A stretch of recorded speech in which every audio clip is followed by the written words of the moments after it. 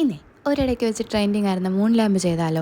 അതിനിടയ്ക്ക് നമ്മൾ ഗിവ് അവേയുടെ വിശേഷങ്ങളും പറയുന്നുണ്ട്. അപ്പോൾ എല്ലാവരും ശ്രദ്ധിച്ചു കേട്ടോ.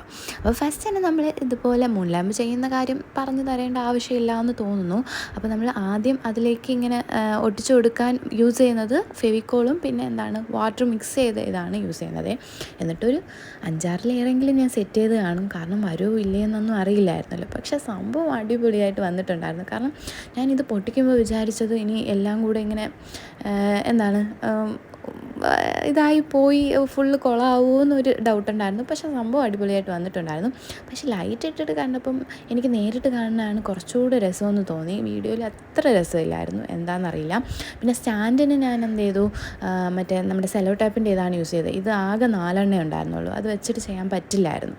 പിന്നെ ഗിവ് അവേയുടെ കാര്യം നമ്മൾ ഓൾറെഡി പറഞ്ഞിട്ടുണ്ടായിരുന്നു. നമ്മൾ ഗിവ് അവേ എന്ന് പറഞ്ഞിട്ടൊരു വീഡിയോ ഇട്ടില്ലായിരുന്നു. അതിൽ ഒരു 500 കമൻസ് എങ്കിലും 500 പേരെങ്കിലും അറ്റ്ലീസ്റ്റ് പാർട്ടിസിപ്പേറ്റ് ചെയ്താൽ മാത്രമേ 2 വിന്നേഴ്സ് കാണുമെന്ന്.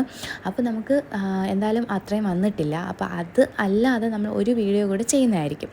അപ്പോൾ അതിൽ നമ്മൾ ഗിഫ്റ്റ് എന്തൊക്കെ കൊടുക്കുന്നു എന്ന് കൂടെ കാണിക്കും. അപ്പോൾ അതായിരിക്കും ഗിവ് അവേയുടെ നെക്സ്റ്റ് വീഡിയോ. ഓക്കെ.